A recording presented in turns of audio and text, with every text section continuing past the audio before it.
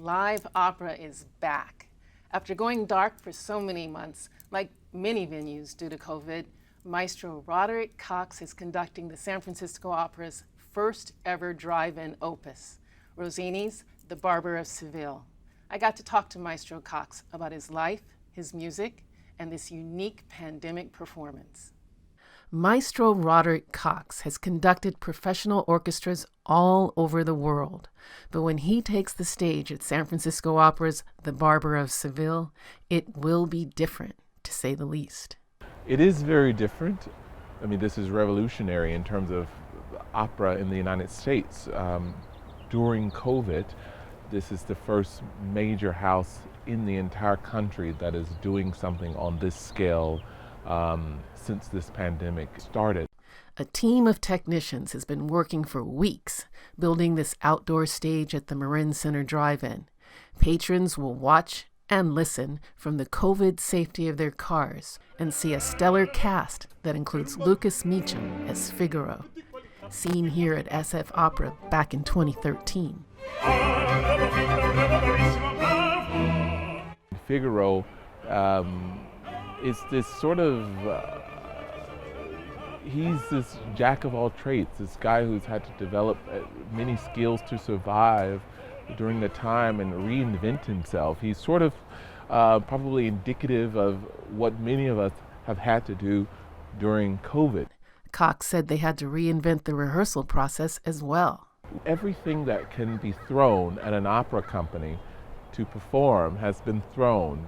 We are used to being in an opera house where the hall, the space is our instrument, how the voice carries, how the instruments sound and speak, and how we communicate with each other as conductor and singer and all of that. And being able to touch one another and be able to feed off of each other's sound. It's theater, it's music making at its highest level, and we're now being asked to do it 15 feet away or in the distance. Making music has been Cox's passion since he was a boy, growing up in Macon, Georgia. At that time, it was gospel music. I loved going to church with my mom and sitting in the rehearsal process. I was sitting in the choir rehearsal and would watch them put together the performances for Saturday or Sunday performance. And performance, they probably didn't think of it as performance, but I thought of it as this performance. He always had some advice. I was, very meticulous in telling Mom, okay, the sopranos weren't, together here, or the basses could have, could have sang out a little bit more to help balance the choir. And what instruments did you play growing up? Well, at first I started as a percussionist, and like any kid, you wanted to bang on things. And then in high school, I wanted to be a bit more embedded in the ensemble and not in the back. And I saw some students playing what I didn't know what it was at the time, but was the French horn, and I thought it was a really cool looking instrument. And so I begged my band director if I could switch to playing the French horn, and I played the French horn all throughout college. Cox considers himself fortunate to have attended schools that supported his passion for music. Now he's paying it forward with the Robert Cox Music Initiative, helping talented kids and providing scholarships so they can learn the rigors of a career in classical music.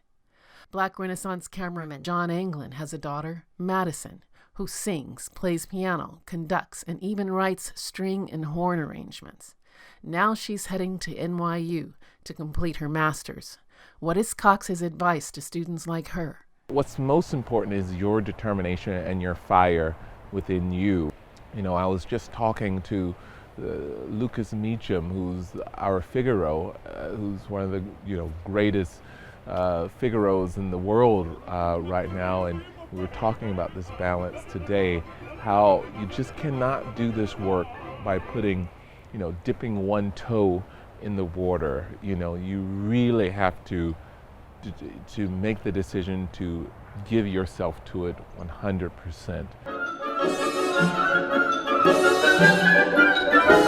As a conductor, you have the score in front of you with all the instruments and their parts there. And your imagination is limitless because you can not only think about the French horns and what you want them to sound like, but also the violins and the cello and how they all blend together. And you have the best real estate because you're there in front of the entire orchestra and the ensemble, and you can hear it all coming to you.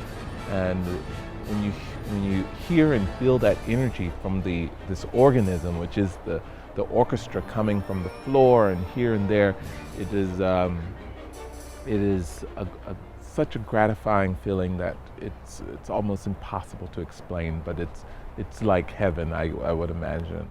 And we all could use a little heaven right now. It's been a long pandemic, and we're just starting to see the light at the end of the tunnel.